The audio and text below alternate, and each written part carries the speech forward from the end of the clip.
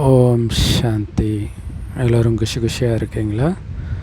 20/5/2026 சாக்கார முரளி பாப்தாதா சொல்கிறாங்க, இனிமையான குழந்தைகளே, நான் எவ்வளோ நேரம் பாபா நினைவில் இருக்கிறேன், அப்புறம் எவ்வளோ நேரம் ஆத்ம அபிமான நிலையில் இருக்கிறேன் அப்படின்னு உங்களை நீங்களே கேட்டுக்கிட்டே இருங்கன்றார். ஆத்மானூரில் இருக்கிறேன்னா, பாபா நினைவில் இருக்கிறேன்னா, இல்லை குறிப்பாக நீங்கள் வெளியில் போகிறீங்க, பஸ்ஸில் போகிறீங்க, ஆஃபீஸில் இருக்கிறீங்க. ஸோ அந்த நேரம்லாம் பலருடைய இன்ட்ராக்ஷன், பலவிதமான வாயுமண்டலம்.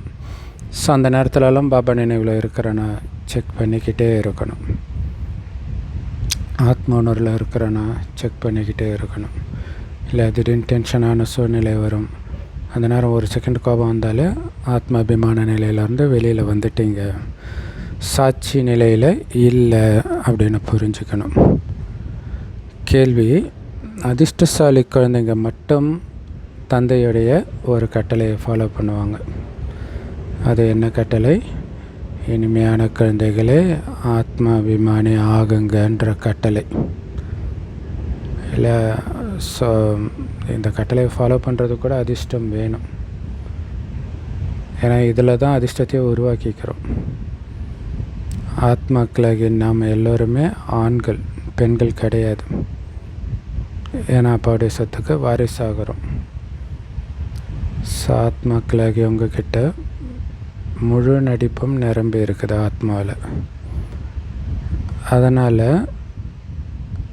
நான் எப்படி ஆத்ம அபிமானி ஆகிறதுன்ற இந்த ஒரு முயற்சி மட்டும் பண்ணிக்கிட்டே இருங்க. ஏன்னா இதுதான் உயர்ந்த லட்சியம். இல்லை நான் ஆத்மா லைட்டோஸ் மைட்டோஸாகவே இருக்கிறேன், சக்தி கொடுத்துக்கிட்டே இருக்கிறேன். ஸோ பல ஜென்மங்களை எடுத்து வந்திருக்கிறேன், இப்போ சொர்க்கத்துக்கு போயிட்டு இருக்கிறேன். இந்த மைண்டுக்குள்ளே ஓடிக்கிட்டே இருக்கணும், நீங்கள் என்ன பண்ணாலும், எந்த சூழ்நிலையில் இருந்தாலும். பாடல்: அதிர்ஷ்டத்தை உருவாக்கி வந்திருக்கிறீங்க. ஓம் சாந்தி. இனிமேலும் இனிமையான ஆன்மீக குழந்தைங்க, பாட்டை கேட்டீங்க.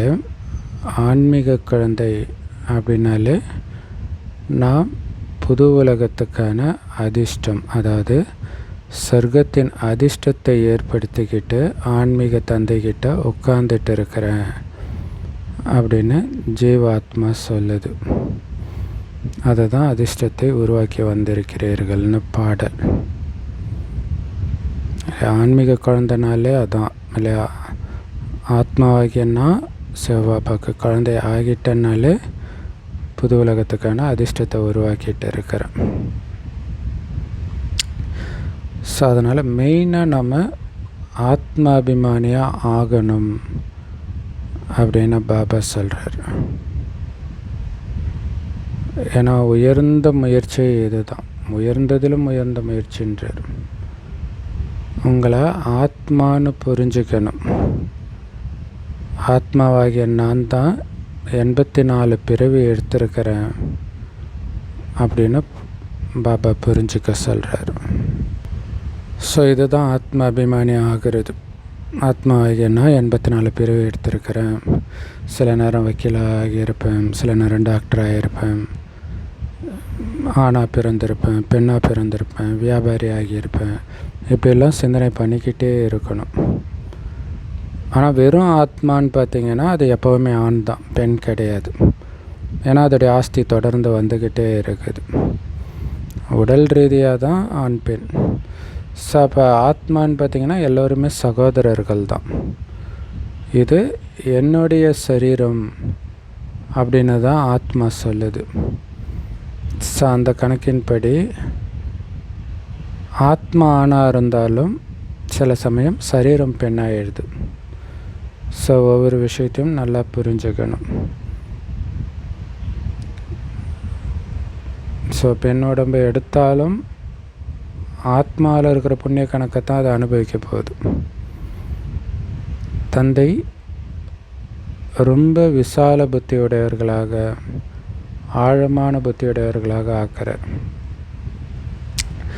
ஸோ ஆத்மாவாகிய நான் 84 பிறவி எடுத்திருக்கிறேன் அப்படின்னு இப்போ தெரிஞ்சுக்கிட்டீங்க. ஸோ அதனால் நல்லதோ கெட்டதோ எண்ணங்கள் எல்லாம் ஆத்மாவில் தான் பதிவாகி இருக்குது. ஸோ அதன் ஆதாரத்தில் தான் சரீரமும் கிடைக்கிது இல்லையா? நிறைய புண்ணிய காரியம் பண்ணியிருந்தால் அதற்கேற்ற ஆரோக்கியமான அழகான சரீரம் கிடைக்கும், நல்ல குடும்பத்தில் பிறப்போம். அப்படி இல்லைன்னா தலைகீழாக நடக்கும். ஸோ எல்லாத்துக்கும் ஆதாரமே ஆத்மாவில் தான் இருக்குது. ஸோ அதனால் அந்த ஆத்ம அபிமான பயிற்சி பண்ணுறது தான் உயர்ந்த முயற்சின்றார். ஸோ இதை பற்றி சிந்தனையிலே இருக்கிறது. என் ஆத்மாவில் இப்போ புண்ணிய கணக்கு இருக்கா, பாவ கணக்கு இருக்கா, அடுத்தடுத்த விஷயம் ஞாபகப்படுத்திக்கிட்டே இருக்கும். புண்ணியம் இருக்குதா பாவம் இருக்குதான்ட்டு. ஜென்ம ஜென்மமாக லௌகீக தந்தையை நினைவு செஞ்சோம்.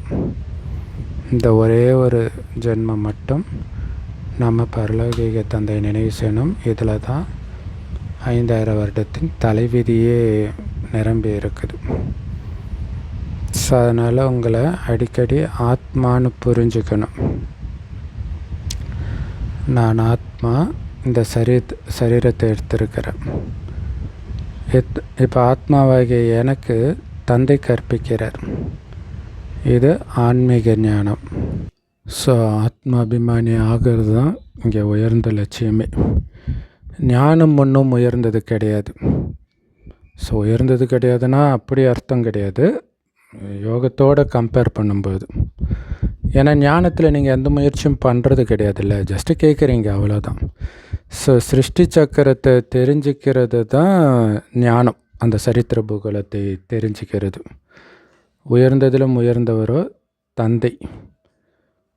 அவருக்கு அடுத்தபடியாக உயர்ந்தவர்கள் அப்படின்னா நீங்கள் சூக்ஷ்மவாதன தேவதைகள், பிரம்மா விஷ்ணு சங்கரை சொல்லலாம். ஸோ மற்றபடி உலகத்துடைய சரித்திர பூகோளம் இந்த மனித சிருஷ்டியில் தான் நடக்குது.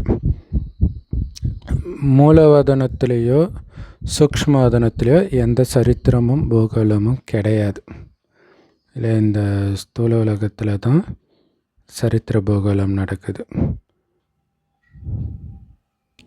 ஸோ ஒன்று சாந்தி தாமம், ஆத்ம கலசிக்கிற இடம். சத்தியுகத்தை தான் சுகதாமம்னு சொல்கிறோம், கலியுகத்தை வந்து துக்கதாமம்னு சொல்கிறோம். இங்கே ராவண ராஜ்யத்தில் யாருமே அமைதியாக இருக்க முடியாது. இங்கே அமைதி கிடைக்காது யாருக்குமே. நான் ஆத்மா, சாந்தி தாமத்தில் வசிக்கிறவன் அப்படிங்கிற ஞானம் இப்போ தான் குழந்தைங்களுக்கு கிடைச்சிருக்குது. ஸோ கர்மேந்திரியங்கள் மூலமாக காரியம் செய்கிறதுக்காக தான் நமக்கு இந்த கர்மேந்திரியங்கள் கிடைச்சிருக்குது. ஸோ நீங்கள் காரியம் பண்ணாலும் சரி பண்ணலன்னாலும் சரி, ஆனால் இங்கே மட்டும்தான் உங்களுக்கு கர்மேந்திரியம் கிடைக்கிது இந்த ஸ்தூல உலகத்தில். நான் ஆத்மா, என்னுடைய சுய தர்மம் அமைதி. ஸோ கர்மயோகியாக நாம் இருக்கணும் இல்லையா? அப்போ கண்டிப்பாக காரியம் செய்யணும். ஆனால் ஆத்மான்ற உணர்வில் அமைதியாக காரியம் செய்யணும். ஒரு மிஷினை ஆப்ரேட் பண்ணுற மாதிரி இந்த உடம்பை ஆப்ரேட் பண்ணணும். மிஷின் நாம் கிடையாது இல்லையா? அந்த மாதிரி இந்த உடம்பு நாம் கிடையாது, ஆப்ரேட் பண்ணுறோம் தான் நான்ற உணர்வில் ஆப்ரேட் பண்ணணும். கர்ம சந்நியாசிகளாக யாருமே இருக்க முடியாது இல்லையா? கர்மம் செய்யாமல் இருக்க முடியுமா? ஸோ அது அந்த சன்னியாசிகளுடைய பாகம். வீடு வாசலை விட்டுட்டு போயிடுறாங்க, உணவு சமைக்கிறது கிடையாது, இல்லறவாசிகள் கிட்ட பிச்சை எடுத்து சாப்பிட்றாங்க. ஸோ அப்போ அவங்களோட கணக்கு வழக்கு ஏற்படுது. அப்போ வீடு வாசலை விட்டாலும் அவங்க காரியம் செய்ய தான் செய்கிறாங்க இல்லையா? பிச்சை எடுக்கிறதும் காரியம் தானே. ஸோ சாந்தி தாமத்தில் இருக்கும்பொழுது மட்டும்தான் ஆத்மா கர்ம சந்நியாசத்தில் இருக்கும். ஏன்னா அங்கே கர்மேந்திரியம் கிடையாது. அப்போ எப்படி காரியம் செய்ய முடியும்? மற்றபடி இது கர்மக்ஷேத்திரம் இல்லையா? காரியம் செய்கிற இடம் இது. ஸோ எல்லாருமே கர்மக்ஷேத்திரத்துக்கு வந்து தான் ஆகணும். கர்மம் செய்யாமல் இருக்கக்கூடிய இடம் சாந்தி தாமம், அதாவது மூலவதனம். மற்றபடி ஆத்மா ஒன்றும் பிரம்மத்தில் ஐக்கியமாகிடாது, இங்கே வந்து தான் ஆகணும். ஆனால் அதோடைய வீடு சாந்தி தாமம், அதோடைய வசிப்பிடம். இங்கே கர்மக்ஷேத்திரத்தில் காரியம் செய்கிறதுக்கு தான் வருது. இப்போ இங்கே காரியம் செய்ய மாட்டேன்னா என்ன அர்த்தம்? இது விரிவான விஷயம். ஆனால் சுருக்கமாக சொல்லணும் அப்படின்னா, உங்களை ஆத்மான்னு நிச்சயம் செய்யுங்க, தந்தையை நினைவு செய்யுங்க, அப்போ தான் உங்கள் பாவம் அழியும். ஸோ இதுதான் பாரதத்துடைய மிக பழமையான யோகம். உண்மையிலே இதை யோகான்னு கூட சொல்ல முடியாது, நினைவுன்னு தான் சொல்லணும். இதில் தான் முயற்சி இருக்குது. ஆனால் ரொம்ப குறைவானவர்கள் தான் யோகிகளாக இருக்கிறாங்க. ஸோ அதனால் யோகா பற்றிய ஞானம் முதல்ல இருக்கணும் இல்லையா? அதுக்கு பிறகு தான் சரித்திர பூகோளம்லாம். முதல்ல பாபாவை நினைக்கணும்.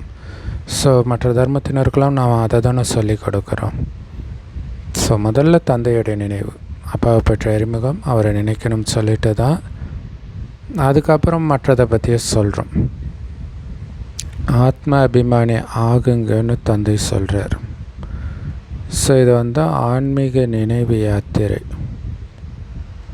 ஏன்னா நம்ம தர்மத்தை ஆத்மாவாக இருந்தால் தான் அந்த சக்கரம்லாம் புரியும். நம்ம சக்கரத்தெல்லாம் புரிய வச்சுட்டு இருக்கும்போது அவங்களுக்கு ஒன்றுமே புரியாது. அப்போ நம்ம நினைவு சொன்னாலும் அவங்களுக்கு புரியாது. அதனால தான் எடுத்தோடனே நினைவு சொல்லணும், எப்படி நினைக்கணுன்ட்டு. ஸோ அதுக்கு முதல்ல ஆத்ம அபிமானி ஆகணும். இதுதான் ஆன்மீக நினைவு யாத்திரை. ஞான யாத்திரை கிடையாது, இது நினைவு யாத்திரை. அதனால் இதுக்கு அதிகமாக முயற்சி பண்ணணும். சிலர் தங்களை பிகே பிரம்மகுமாரின்னு சொல்லிக்கிறாங்க, ஆனால் பாபாவை நினைக்கிறதே கிடையாது. அப்போ எப்படி அவங்க பிகேவாக முடியும்? தந்தை பிரம்மா மூலமாக குழந்தைங்களை ஆத்ம அபிமானியாக ஆக்குறார். ஸோ இந்த பிரம்மா கூட இதுக்கு முன்னாடி தேக அபிமானத்தோடு தான் இருந்தார். இப்போ ஆத்ம அபிமானி ஆகிறதுக்கான முயற்சி பண்ணிட்டு இருக்கிறார். பிரம்மா ஒன்றும் பகவான் கிடையாது. இங்கே எல்லா மனிதர்களுமே அழுக்காக தான் இருக்கிறாங்க. ஒருத்தர் கூட தூய்மையானவர், உயர்ந்தவர்னு சொல்ல முடியாது. ஆத்மாவை தான் புண்ணிய ஆத்மா, பாவாத்மான்னு சொல்கிறோம். என் ஆத்மாவை துன்புறுத்தாதீங்கன்னு மனிதர்கள் சொல்கிறாங்க, பைபிளெல்லாம் இருக்கும். ஆனால் இங்கே நான் யார் அப்படின்னு யாருமே புரிஞ்சுக்கிறது கிடையாது. ஹே ஜீவாத்மாவே, நீ என்ன தொழில் செய்கிறாய் அப்படின்னு கேட்கப்படுது.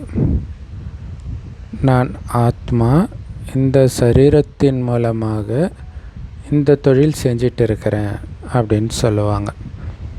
ஸோ அதனால் முதல்ல இந்த நிச்சயம் செஞ்சு, அதாவது ஆத்மா நிச்சயம் செஞ்சு தந்தையை நினைவு செய்யணும். இந்த ஆன்மீக ஞானத்தை தந்தையை தவிர வேறு யாருமே கொடுக்க முடியாது. தந்தை தான் நம்மளை ஆத்ம அபிமானியாக ஆக்குறார். ஞானத்தில் தீவிரமாக இருக்கும் பொழுது ஆத்ம அபிமானத்திலும் உறுதியாக இருக்கிறாங்க அப்படின்னு அர்த்தம் கிடையாதுன்று. இல்லை, ஞானத்தில் பக்காவாக இருக்கிறவங்க எல்லாமே ஆத்ம அபிமானியாக தான் இருக்கிறாங்க அப்படின்னு சொல்ல முடியாது. யார் ஆத்ம அபிமானியாக இருக்கிறாங்களோ அவங்க தான் ஞானத்தை நல்ல தாரணை பண்ண முடியும். சொல்கிறது வேறு, தாரணை பண்ணுறது வேறு இல்லையா? மற்றபடி நிறைய பேர் ஞானத்தை நல்லா புரிஞ்சுக்கிறாங்க, ஆனால் சிவபாபாவுடைய நினைவே இருக்கிறது கிடையாது. ஸோ அதனால தான் பாபா சொல்கிறார், அடிக்கடி உங்களை ஆத்மான்னு புரிஞ்சுக்கிட்டு பாபாவை நினைவு பண்ணிக்கிட்டே இருக்கணும்.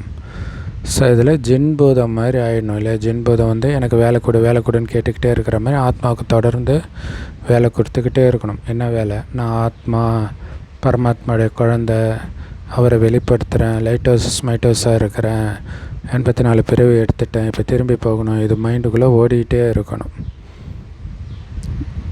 ஸோ ஜின்பூதத்தின் கதை மாதிரி என்ன நினைவு பண்ணிக்கிட்டே இருங்க, இல்லைன்னா மாயா உங்களை சாப்பிட்டுடும் அப்படின்னு பாபா சொல்கிறார்.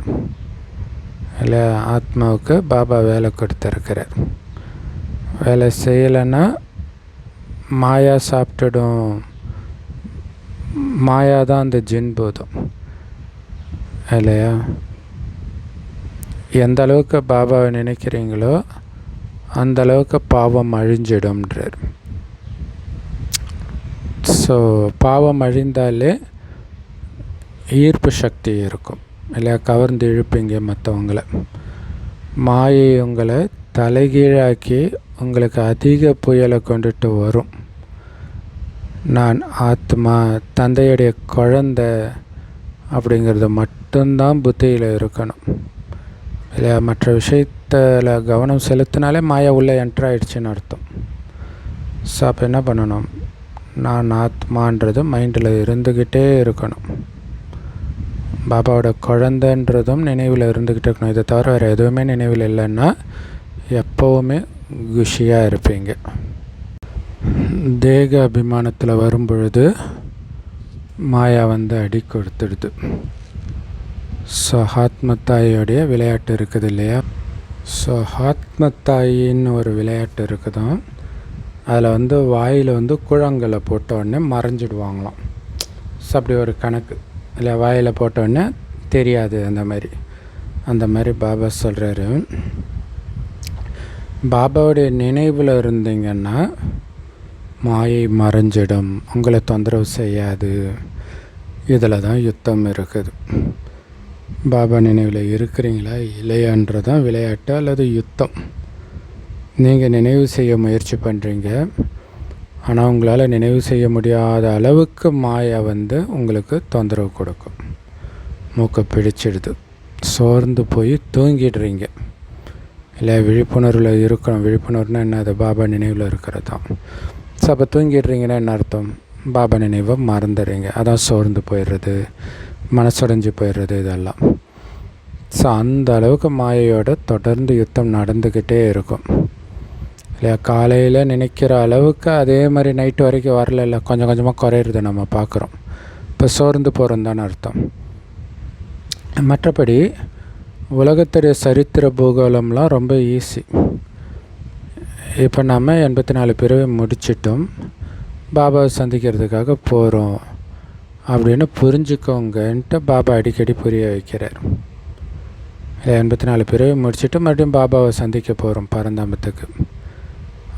ஆனால் இந்த நினைவு இருக்கிறதே கஷ்டமாக இருக்குது. மற்றபடி மற்றவங்களுக்கு புரிய வைக்கிறதெல்லாம் ஒன்றும் கஷ்டம் கிடையாது. நான் ரொம்ப நல்லா புரிய வைக்கிறேன் அப்படின்னு சிலர் தப்பாக புரிஞ்சுக்கிறாங்க. அப்படிலாம் ஒன்றும் கிடையாது. ஏன்னா இங்கே முக்கியமான விஷயமே நினைவு தான் இல்லையா. புரிய வைக்கிறது ஸ்லைட்டாக புரிய வச்சா போதும், நினைக்கணுன்றது மைண்டில் பதியணும். கண்காட்சியில் நிறைய பேர் வராங்க, தன்னை ஆத்மா நிச்சயப்படுத்தி அப்பாவை நினச்சா தமோ பிரதானத்தை சதோ பிரதானமாக ஆகிடுவீங்க அப்படிங்கிற முதல் பாடத்தை தான் கற்றுக் கொடுக்கணும் இல்லை. சக்கரம்லாம் அடுத்தது தான். ஸோ அதனால் இந்த பாடம் தான் முதல்ல கொடுக்கணுன்றார். பாரதத்துடைய பழமையான யோகத்தை வேறு யாரும் கற்றுக் கொடுக்க முடியாது. பாபா எப்போ கற்றுக் கொடுக்குறாரோ அப்போ தான் கற்றுக்கவே முடியும். ஸோ அதனால் ஒரு மனுஷன் இன்னொரு மனுஷனுக்கு ராஜயோகத்தை கற்றுக் கொடுக்கறதுன்றது முடியாத காரியம். சத்தியுகத்தில் எல்லோருமே தூய்மையானவர்களாக இருப்பாங்க. இப்போ ஞானம் எடுத்து பண்ணுற முயற்சியோடைய பலனை அங்கே அனுபவிப்பாங்க. மற்றபடி அங்கே ஞானத்தெல்லாம் எடுக்க மாட்டாங்க. யாருக்கும் ஞானம் பற்றிலாம் தெரியாது அங்கே. ஸோ துக்கத்தை நீக்கி சுகத்தை கொடுங்கன்னு பக்தி மார்க்கத்தில் தான் கூப்பிடுறாங்க. சத்தியுகம் திரேதயுகத்தில் கூப்பிட மாட்டாங்க. அதனால் அங்கே எந்த குருமார்களும் இருக்க மாட்டாங்க. ஏன்னா ஆல்ரெடி அவங்க சத்கதியில் தான் இருக்கிறாங்க. 21 பிறவிக்கான சத்கதிக்கான ஆஸ்தியை இப்போ நீங்கள் அடைய முடியும் முயற்சி செஞ்சு. பிரம்மகுமாரினாலே 21 தலைமுறையை காப்பாற்றக்கூடியவர்னு அர்த்தம். பாரதத்தில் இருக்கிறவங்களுக்காகத்தான் இப்படி பாடப்பட்டிருக்குது. பாரதத்தில் தான் நீங்கள் 21 பிறவிக்கான ஆஸ்தி அடைகிறீங்க. அங்கே தேவதா தர்மத்தை சார்ந்த நீங்கள் மட்டும்தான் இருப்பீங்க, வேறு எந்த தர்மமும் இருக்காது. பாபா வந்து உங்களை மனிதன்லேருந்து தேவதை ஆக்கிறார். அதுக்கு தான் தூய்மை ஆக்கிறார். தூய்மையாகாமல் தேவதையும் ஆக முடியாது, திரும்பி பரந்தாமத்துக்கும் போக முடியாது. ஆனால் இங்கே எல்லோரும் இது தெரியாமல் விகாரிகளாக அழுக்காக இருக்கிறாங்க, இன்னும் அழுக்காகிட்டு இருக்கிறாங்க. ஸோ யாரெல்லாம் தர்மஸ்தாபகர்களாக இருக்கிறாங்களோ அவங்க வந்து பாலனையும் பண்ணுறாங்க. ஸோ அப்போ தான் அவங்களுடைய தர்மம் வந்து வளர்ச்சி அடைஞ்சிக்கிட்டே இருக்குது. மற்றபடி யாரும் திரும்பி பரந்தாமத்துக்கெலாம் போக முடியாது. எந்த நடிகரும் போக முடியாது, தர்மஸ்தாபரும் போக முடியாது, சாது சன்னியாசியும் போக முடியாது, குருமார்களும் போக முடியாது, தேவதைகளும் போக முடியாது. பாபா தான் வந்து அழைச்சிட்டு போகணும். ஸோ அது வரைக்கும் எல்லாருமே சதோ பிரதானத்தை வந்து சதோ ரஜோ தமோ நிலைக்கு வந்து தான் ஆகணும். ஸோ பிரம்மாவுக்காக தான் பிரம்மாவின் பகல், பிரம்மாவின் இரவுன்னு சொல்கிறாங்க. உலகத்தில் ஒரே ஒரு பிரம்மா மட்டும் தனியாக இருப்பார், அவருக்காக பகல், அவருக்காக இரவுன்னு படைக்க. ஸோ இதே தான் அங்கே பைபிளில் வந்து வெறும் ஆதாம் ஏவலுக்காக சொர்க்கத்தை படைச்சதாக காட்டிட்டாங்க. ஆனால் அவங்க மட்டும்தான் இருப்பாங்களா என்ன? இல்லை, நீங்கள் பிராமண குலத்தை சார்ந்தவர்கள்.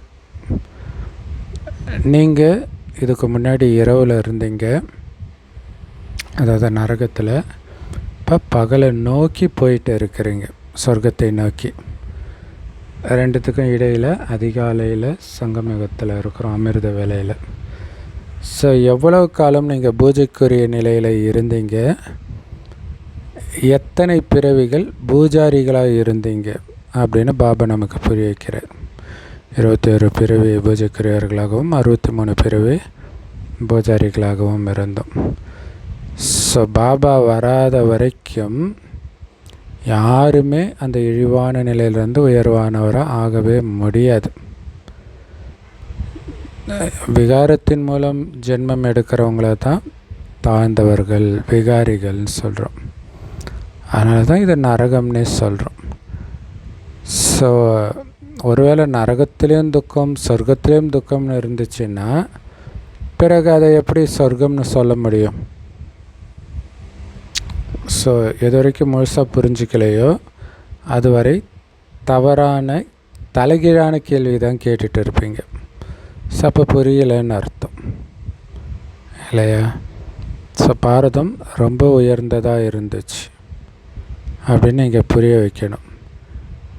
எப்படி ஈஸ்வரனுடைய மகிமை அளவற்றதோ அதே மாதிரி பாரதத்துடைய மகிமை கூட அளவற்றது தான்.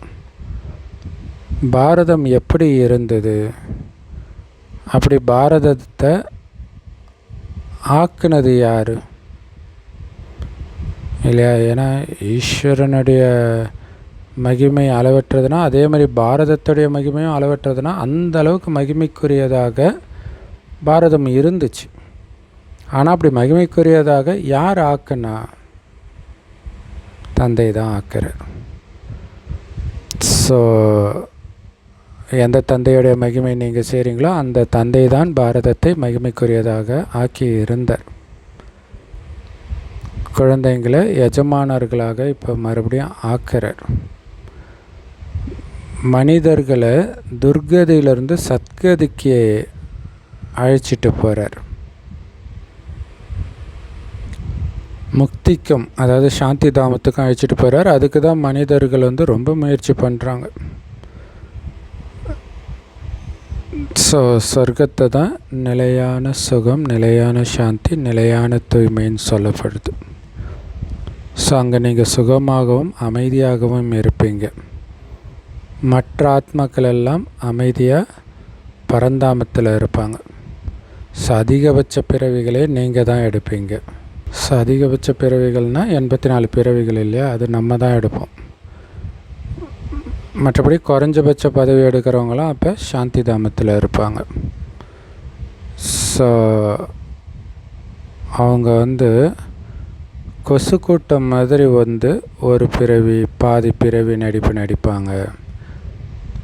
ஸோ இதனால் என்ன ஆகிடப்போகுது? அவங்களுக்கு எந்த மதிப்பும் இருக்காது. கொசுக்களுக்கு என்ன மதிப்பு இருக்கும்? இரவில் பிறவி எடுக்கும், இரவுலேயே இறந்துடும். ஈசல் தான் அந்த மாதிரி இறக்கும் இல்லையா, அதை தான் அப்படியே மாற்றி ட்ரான்ஸ்லேட் பண்ணிட்டாங்கன்னு நினைக்கிறேன். இந்த நேரத்தில் ஓரளவுக்கு கொசுவும் அப்படி தான் இறக்குமோ தெரில. இந்த நேரத்தில் பலர் அமைதியை தான் விரும்புகிறாங்க. ஏன்னா இந்த நேரத்தில் இருக்கிற குருமார்கள் அமைதிக்கு அழைச்சிட்டு போவாங்க அப்படின்னு நம்பி அவங்க பின்னாடி போயிட்டு இருக்கிறாங்க. அது மட்டும் இல்லை, இந்த நேரத்தில் இருக்கிற குருமார்களும் அமைதிக்கு போகக்கூடியவர்கள் தான், சொர்க்கத்துக்கு வரக்கூடியவர்கள் கிடையாது இல்லையா, சாந்தி தாமத்துக்கு போயிடுவாங்க கடைசியில். ஆனால் பாபா நம்மளை சொர்க்கவாசி ஆக்கிறதுக்காக தான் குழந்தையாக்கி இருக்கிறார், பரந்தாமத்துக்கு போகிறதுக்கு கிடையாது. அதுக்காக தான் நம்ம வந்திருக்கிறோம் பாபா கிட்ட. சொர்க்கவாசிகளை சாந்தி நிவாசின்னு சொல்ல முடியாது, சாந்தி தாமவாசின்னு சொல்ல முடியாது. ஸோ நிராகார உலகத்தில் வசிக்கிறவங்கள தான் சாந்தி வாசிகள்னு சொல்லுவோம். முக்தின்ற வார்த்தையே குருமார்கள்கிட்ட இருந்து கற்றுக்கிறாங்க. வைகுண்டத்துக்கு போகிறதுக்காக தாய்மார்கள் விரதம்லாம் இருக்கிறாங்க. யாராவது இறந்துட்டாங்கன்னா சொர்க்கவாசி ஆகிட்டாங்கன்னு சொல்கிறாங்க. ஆனால் அப்படிலாம் ஆகிறது கிடையாது. இல்லை, செத்தாலே சொர்க்கத்துக்கு போகிற அளவுக்கு ஈஸியாக. ஆனாலும் பாரதவாசிகள் சொர்க்கத்தை ஏற்றுக்கிறாங்க. பாரதம் சொர்க்கமாக இருந்துச்சுன்னு புரிஞ்சிக்கிறாங்க. சிவபாபா பாரதத்தில் தான் சொர்க்கத்தை படைக்கிறாரு அப்படின்னா கண்டிப்பாக இங்கே தானே படைப்பார், சொர்க்கத்துக்கு வரமாட்டார் இல்லை அப்படின்னு அர்த்தம். சங்கமயுகத்தில் தானே படைப்பார். சொர்க்கத்துக்கும் நரகத்துக்கும் இடையில் உள்ள சங்கமயுகத்தில் நான் வருகிறேன்னு பாபா சொல்கிறார். கல்பத்தின் சங்கமத்தில் வரேன். இதை அவங்க தப்பாக யுகமாக நான் வரேன்னு எழுதிட்டாங்க. கல்பம்ன்ற வார்த்தையே மறந்துட்டாங்க. இந்த விளையாட்டும் உருவாக்கப்பட்டு இருக்குது. மறுபடியும் இதே விளையாட்டு தான் நடக்கும். ஸோ இந்த கடைசி பிறவியில் நீங்கள் அப்பாவையும் சிருஷ்டி சக்கரத்தையும் தெரிஞ்சிருக்கிறீங்க. ஸோ அதே மாதிரி எப்படி ஸ்தாபனை ஆகுதுன்றதும் வரிசைக்கிரமமாக புரிஞ்சுக்கிறோம். இந்த முழு விளையாட்டும் பாரதவாசிகளுக்காகவே உருவாக்கப்பட்டிருக்குது. இப்போ நாம் ராஜயோகம் பாபா மூலமாக கற்றுக்கிறோம். பாபாவுடைய நினைவின் மூலமாக தான் ராஜ்யத்தையும் அடைகிறோம். ஸோ ராஜ்யத்தை அடைந்ததற்கான சித்திரங்கள் இருக்குது. இந்த சித்திரங்களை யார் உருவாக்குனது? இதுக்கு எந்த குருமார்களும் கிடையாது. ஒருவேளை குரு இருந்தால் குருவுக்கு ஒரே ஒரு சிஷ்யர் மட்டுமா இருந்திருப்பார்? நிறைய பேர் இருப்பாங்க இல்லையா? ஸோ அப்போ இந்த ஞானம் மற்ற இடத்துல இருக்கணுமே. ஒருவேளை குருமார்கள் மூலமாக இது வந்திருந்தா. ஏன்னா இப்போ பிரம்ம பாபா நிறைய குருமார்கள் வச்சுருந்தார், சத் சங்கம் நடத்தினார். ஸோ அப்படி ஏதோ ஒரு குருக்கிட்ட அவர் கற்றுக்கிட்டார் போல இருக்குன்னு நிறைய பேர் நினைக்கலாம் இல்லையா? அதுக்கு தான் சொல்கிறார். வேறு எங்கேயாவது இது கிடச்சி இந்த ஞானத்தை கேள்விப்பட்டிருக்கிறீங்களா? இந்த ஞானம் ஒரு சிவபாபாவை தவிர வேறு யாருக்கும் தெரியாது. அதனால் இந்த படங்களை ஒன்றும் தாதா உருவாக்கலை. ஆனால் நிறைய பேர் அப்படி நினச்சிக்கிறாங்க, தாதா தான் உருவாக்குனாருன்னு. அதாவது பிரம்ம பாபா. சிவபாபா தான் தெய்வீக திருஷ்டியின் மூலம் சாட்சாத்காரம் பண்ண வச்சு இந்த படங்களை உருவாக்கினார். வைகுண்டத்தின் சாட்சாத்காரமும் செய்ய வச்சார். ஸோ சொர்க்கத்தில் எப்படி ஸ்கூல் நடக்கும், அங்கே என்ன மொழி பேசுவாங்க, எல்லாமே சாட்சாத்காரம் பார்த்தாங்க.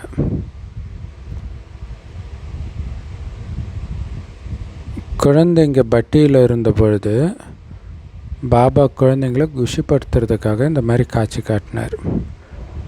ஏன்னா கராச்சியில் நீங்கள் மட்டும்தான் தனியாக இருந்தீங்க, சொர்க்கத்தில் நம்ம ராஜ்யம் மட்டும் தனியாக இருக்கிற மாதிரி.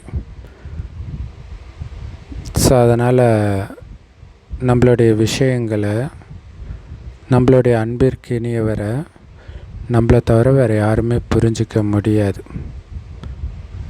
ஸோ இதுதான் இறைவனுடைய இருப்பிடம்னு புரிஞ்சுக்கிட்டீங்க. பாபா சொல்கிறாரு, நீங்கள் எல்லையற்ற துறவிகள், உங்களுக்கு பாபாவை தவிர வேறு யாருமே கிடையாது.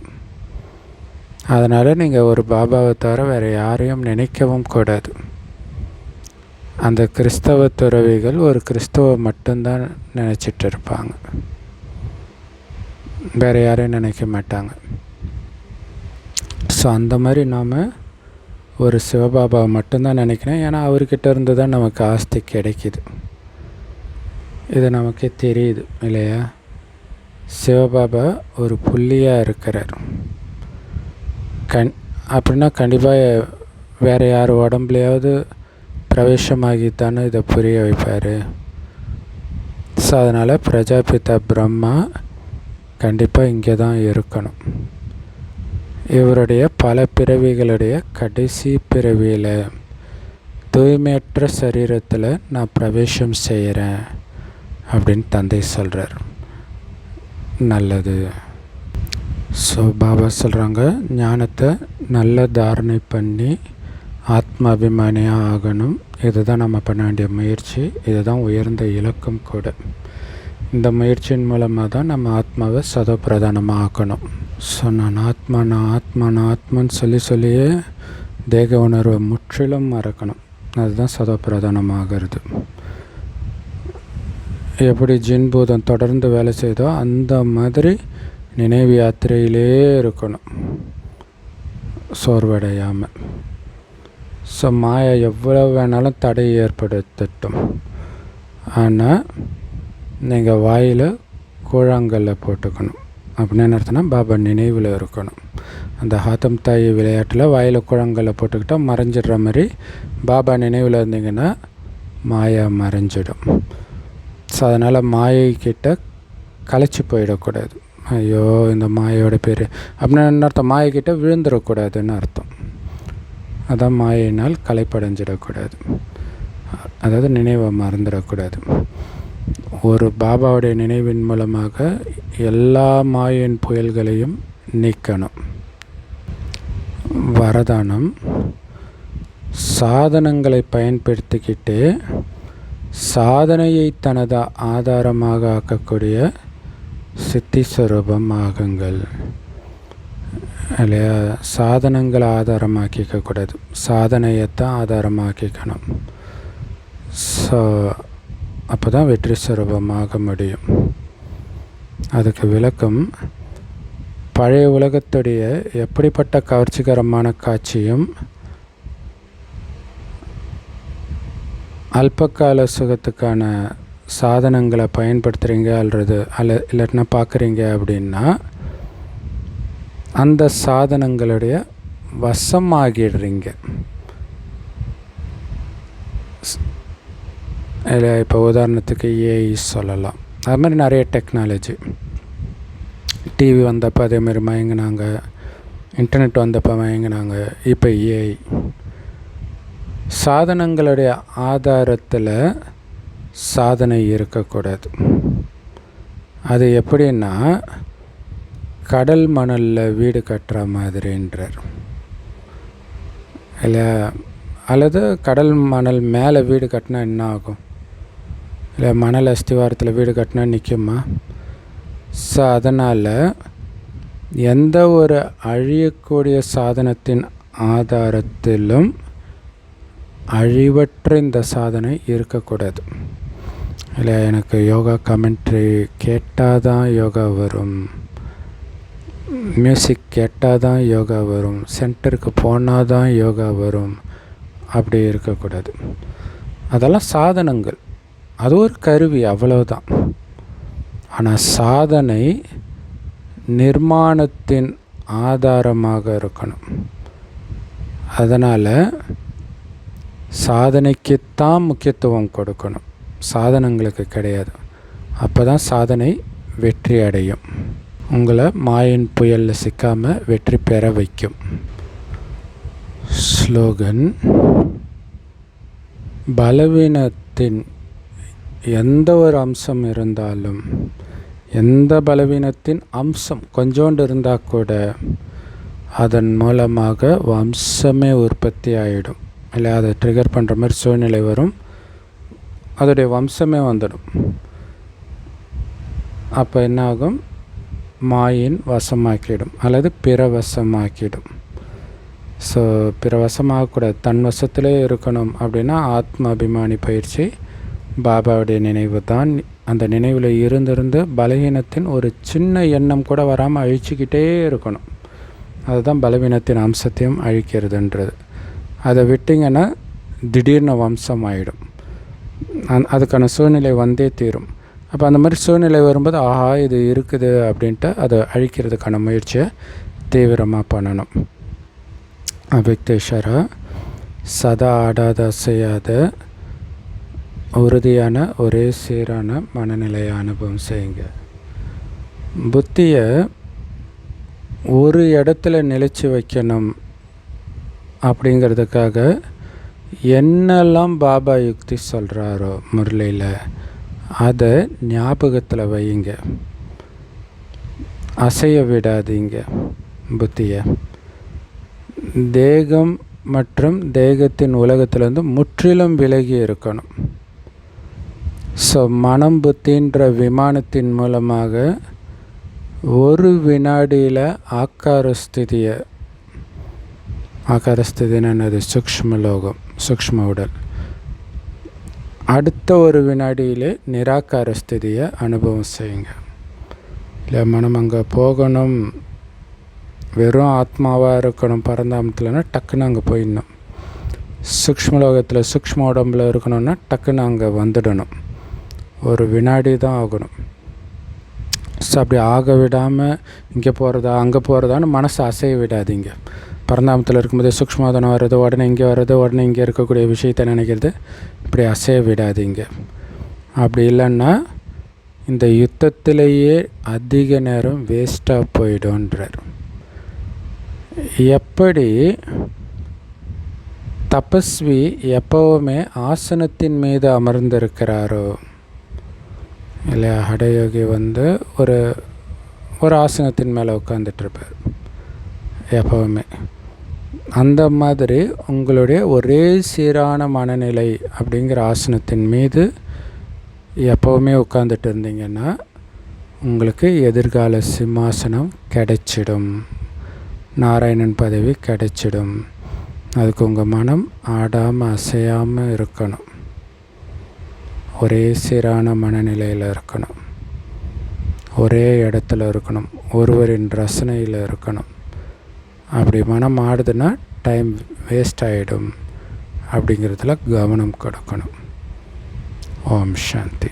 Love you Bapdada. Thank you Bapdada. குஷியாக இருங்க, குளிர்ச்சியாக இருங்க.